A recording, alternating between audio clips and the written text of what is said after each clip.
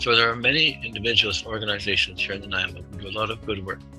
The disabled, the homeless, the abused, and disadvantaged in different ways, and do a lot of incredible work to help things be better for them. One such organization is the SIMS Foundation, who does a lot of work with other similar foundations, organizations. And today I have with me Andrea Smith, who's going to tell us all about it. Andrea, so tell me about the SIMS Foundation and why should people care about it? Yeah, for sure. Thanks for having us on here. So we launched the SIMS Foundation last year, November 1st of 2021. And then we actually received our charitable status in December. And so our overarching theme, our mandate, so to speak, is to end poverty, which allows for a little bit of leeway into different things, whether that's homeless, disabilities, food. And so one of the things that we do, our big project every year, is sponsoring families in our schools during Christmas and also sponsoring youth who live in low-income housing. So last year we were able to partner with Nanaimo Youth Services Association to sponsor I think it was 36 kids living in their low-income housing units, ages 16 to 19.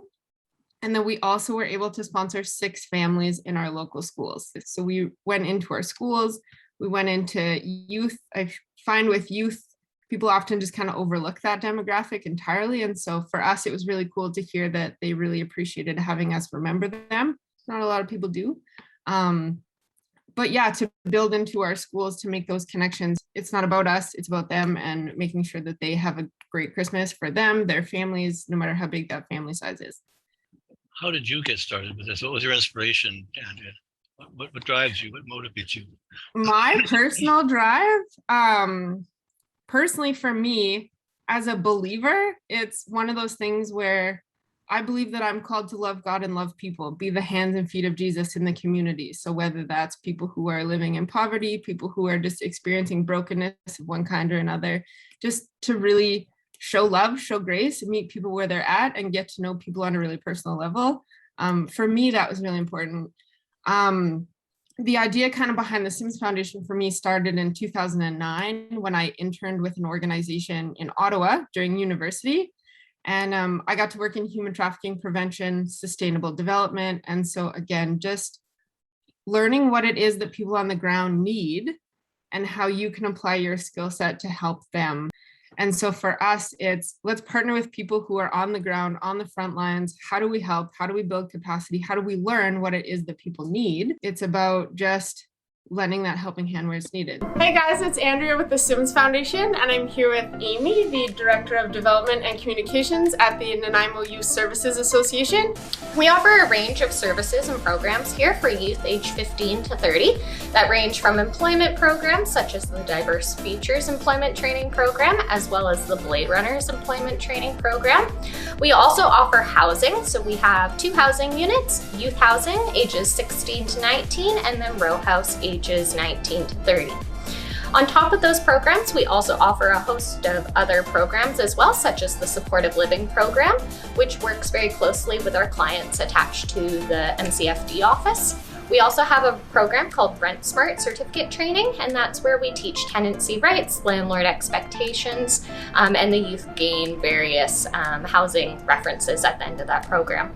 We also offer a program called L to N, which is a program that helps you go from getting your L to getting your N driver's license. And we've just developed a program as a starting point for that program called Feet to L. We work and live in this community. This community has been very generous to us, not only in our business, but to our families. Like, we live and work here. And it's important to serve from a business aspect as well, but also to give back. We have been blessed incredibly. And I believe that we are blessed to give back out. So that's very much why we do what we do. Who is we?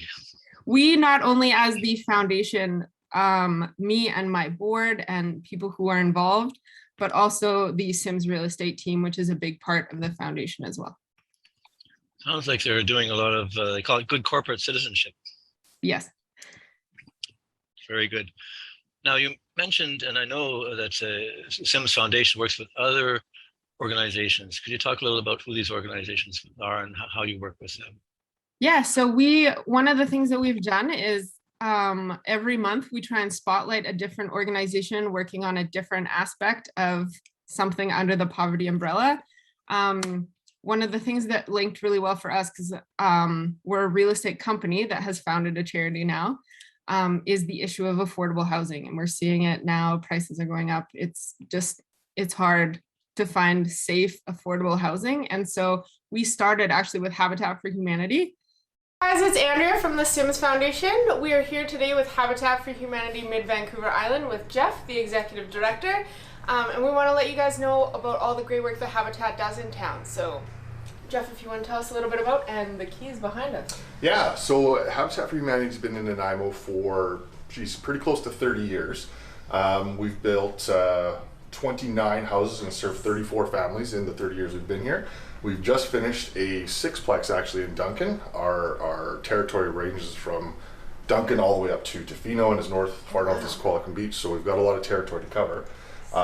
Very, very proud of the work that we do, and our main mission is simply to help families get out of that rental cycle, families that may not otherwise be able to afford a house. They partner with us and they're heavily involved with volunteer hours and sweat equity while the construction is going on, and then they stay partners with us for many years after that. These keys here represent the last names of every single family we've helped in our area. Wow. Minus our 6 families in Duncan. They have their own wall in our Duncan store as well. Oh, that's awesome. Yeah. And you guys have a new one coming up here? We have a project that we're in early stages on, south in Nanaimo, potentially up to 10 units for families in the city. We're looking at making this kind of a flagship building for the city of Nanaimo and for Habitat, in that it's going to have an accessible unit potentially units for seniors as well as young families. So we can kind of get the dynamic of the population all the way across the board. That is awesome. Sounds like a lot of really interesting work, really great work, obviously very needed work in the city, especially at this time. Very much so, yeah. The Affordable Housing Initiative is a hot button topic for everyone. And so there is very much a need, and we're very proud to do the work that we do here and want to continue doing it for many years to come. In January, spotlighted Loaves and Fishes as the local food bank, learning things about how people can donate to them, how people can volunteer, what their system looks like, their place. We have a video that spotlights all of that.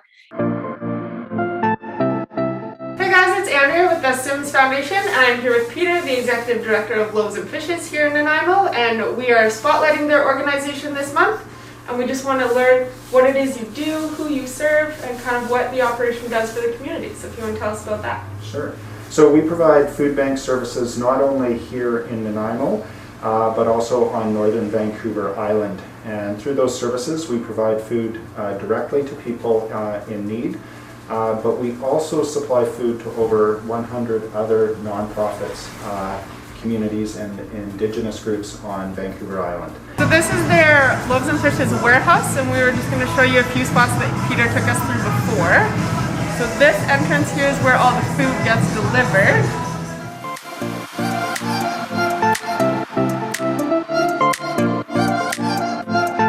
So this is where they do all the sorting. So this is where all of the non-perishable food items are stored and sorted.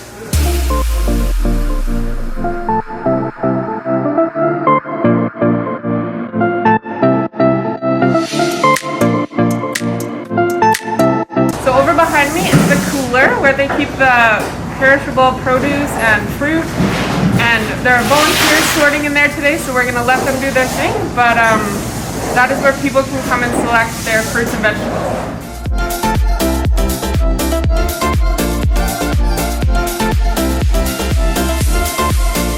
These people are doing incredible things, and we're super excited, and we want to be part of that coalition. But also, they provide a very essential service. And so how people who really need them can find them, whether that's through us, they'll be like, oh, I didn't know, I'm going to go and talk to them now. So we kind of want to be that connector as well. It's about building capacity. It's about building support. Everybody's on social media these days. So we just not only really want to give a shout out, but we also want to build that capacity.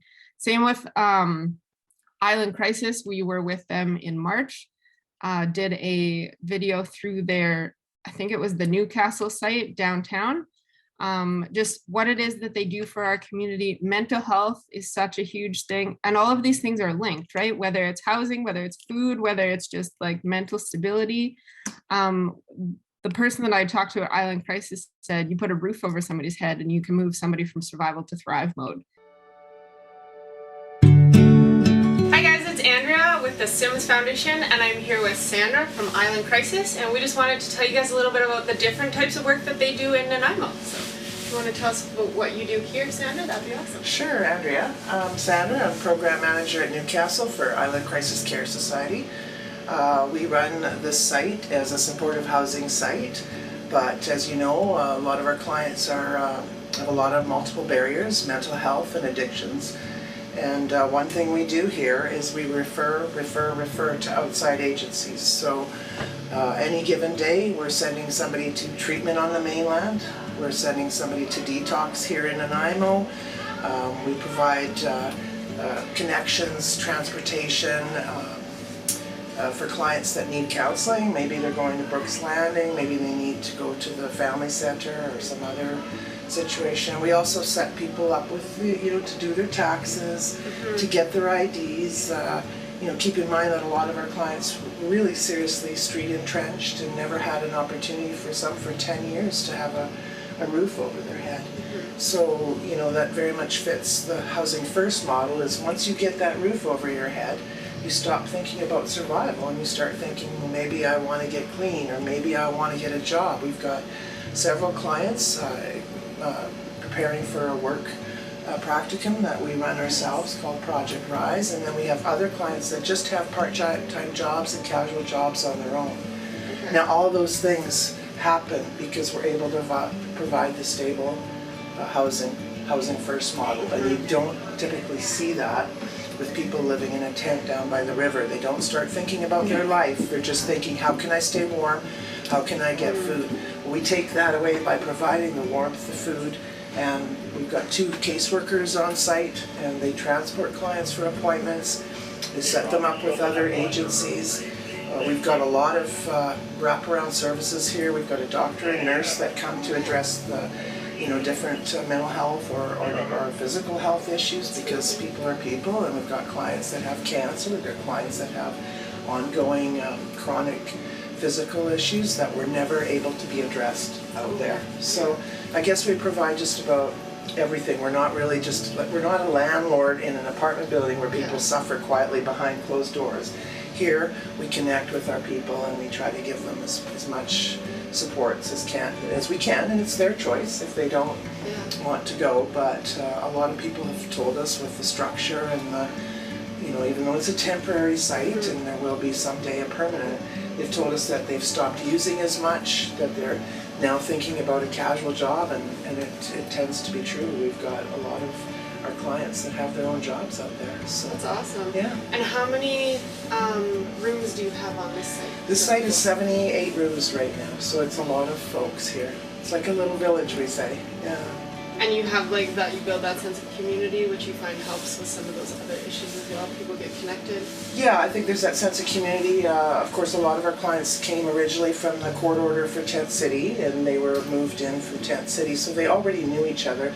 Okay. So in essence, we like to say we moved a small community in, and then we've added other folks that were homeless over sleeping rough over the years, because this is our 4th year, as we wait to build the permanent building on this site. Same with the Wisteria Association. We've started volunteering with them. They do homeless outreach 7 days a week here in Nanaimo. And so once a month, our team has connected with them. And we are also planning on having clothes and food dropped off at our office so that we can either share it with them, share it with the food bank, or wherever those things are needed. Hey everyone, it's Andrea with the SIMS Foundation, and I'm here today with Doug from Wisteria Association, and we're here to tell you about what they do. So Doug, how long have you guys been around? We've been around since 2016. Wisteria Community Association runs a program called Stone Soup, which is a soup kitchen where we prepare meals and go out nightly and feed the homeless. And how many homeless people do you generally feed in one night? In one night, we're up to feeding 300 and climbing. So other than serving food, do you guys do anything else? Clothing? Oh, that's the fun part. We do not just the food aspect. We are out with, as we get them, we take out tents to some of them, clothing, footwear, bedding. We will help if we can get them off the street, get them into a place, get them started with furniture as well, because we get people calling us, hey, can you guys take a double bed, for example? So then if we know someone looking, we'll call around, say, hey, we got a double bed just coming in, come get it. We work with CORE, which is a community outreach program of doctors and nurses that check on the homeless people with open wounds. Where do people find you when you guys are out serving food? Okay, I'm out nightly, 7 days a week with our van. We have 4 scheduled stops. One is across the street from us on Robson, on the little roundabout cul-de-sac. Then we go to the parking lot at Victoria and Cavan. Then we're down to the library, and then the soccer field at Bowen Park. And then we have a lady that covers all of the north end for us. Almost ready to open? The push is on to get us open by hopefully the end of this month. But we've been saying that as we've been doing it. But we have contractors that get so busy they can't come in and donate their time anymore, so it's hard to find someone else. Awesome. Well, we appreciate everything that you guys do for the homeless people of Nanaimo. And if you guys are interested in volunteering, definitely check them out. Hey guys, it's Andrea with the SIMS Foundation, and I'm here today with the Clay Tree Society, Jennifer and Susan, just to talk about the work that they do in the community and who they serve. And we're really excited to have you guys take part in our Spotlight series. We are excited to be here. Yes. Thanks for reaching out to us. Yeah. So why don't you tell us a little bit about kind of some of the programs that you run and the people you serve in them? Yes, it's a great program and society. We actually just celebrated our 65th birthday. And what we do is support people with developmental disabilities in the community. We do have many people here that have a lot of amazing abilities and talents. Sarah it can play piano by ear. She's never taken a lesson in her life, but you can sit her down and have her play at the piano any song that you request. Hello from the outside. One of our favorite benefits here is the people that we support for sure. Yeah. And how many people do you have coming through or that you serve? We're at 110 now, and but you'll see about 75 people here at one day. But 110 participants, yes. And it's not just the participants that make up our community though. We have a significant community of caregivers, families that really make Clay Tree as special as it is the people that are part of the participants' family. How do people get connected if they need your service? There's a few ways. So we're funded by an organization called Community Living BC. So to come to a Clay Tree Day program, you do have to go through CLBC and their referral services to come to the day program.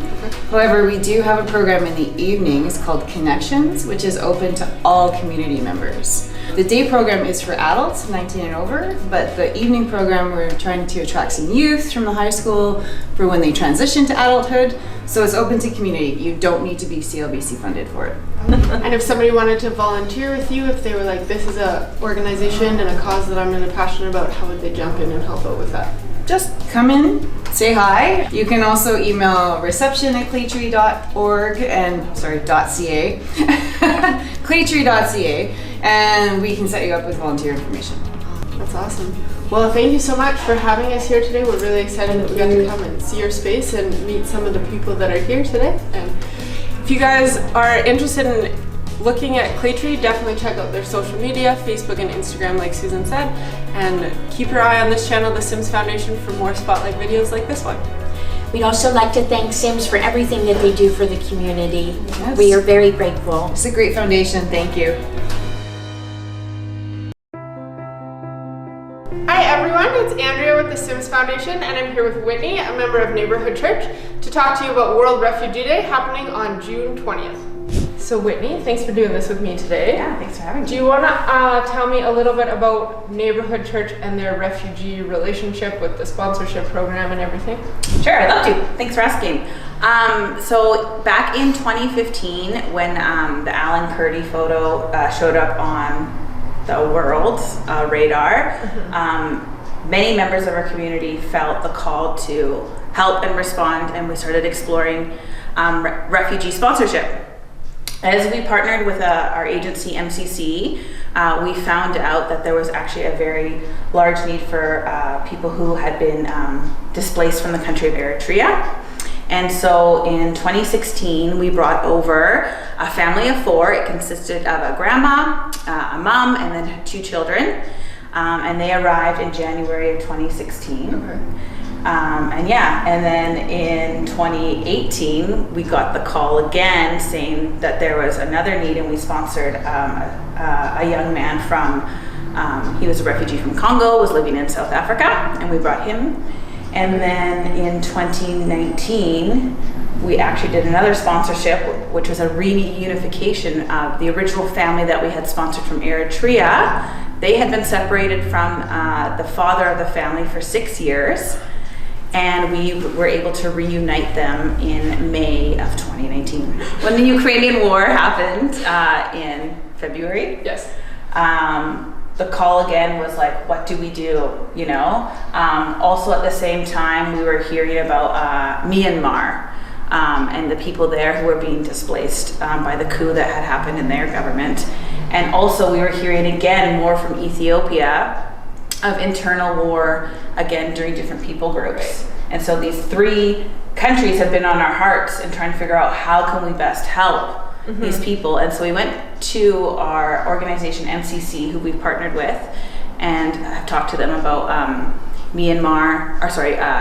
Ethiopia and Ukraine, and we felt that it was there's lots of people on the ground there doing work, and we want to help. So, and then same with Myanmar too. There's another organization that we're partnering with, again on the ground doing the work. And so we have created the exciting goal of raising $30,000, and we are looking for people to partner with us in helping people in these 3 countries. So for more information on the refugee crisis and this particular fundraiser, you can check out Global Neighbors Myanmar, MCC, or go to the Neighborhood Church website. Thanks for checking out this video with us, and stay tuned for more amazing videos like this one.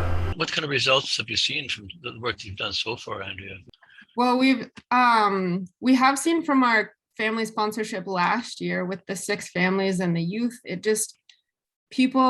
goes a long way, I think, for people to realize that they matter to somebody else when there's no like hidden agenda behind it of we're trying to show love, we're trying to show care, and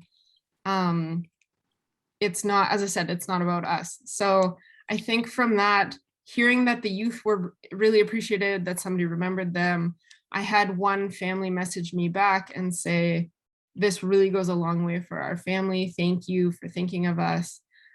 We've seen people take a positive experience from what can be a really hard season. And even I think just with our own team, be it our board, be it the real estate company, the experiences of like volunteering with Wisteria, it shows you the front line. You may think a lot of things about homeless people, you may think how the system works, but when you actually get in the trench and on the front line and talk to people who are living that's lived experience, they know certain things about whether it's homelessness, addiction, mental health. They're the caseworkers that work with people experiencing these things every day. They have a different perspective. And I think, especially as we try and help, we need to learn what it is that is actually needed in a situation like that. So not only the knowledge and the experience, but also just the positivity that comes out of, I really feel like we've been able to bless people, and I've heard that. Make sure that people know that they're valued, know that they're seen, know that they are loved for who they are. And we really want to see an end to poverty, not only in our city, but in our greater community as a whole. Thanks for joining me, Andrea. Thank you. Keep up the great work. God bless you guys. Keep it up.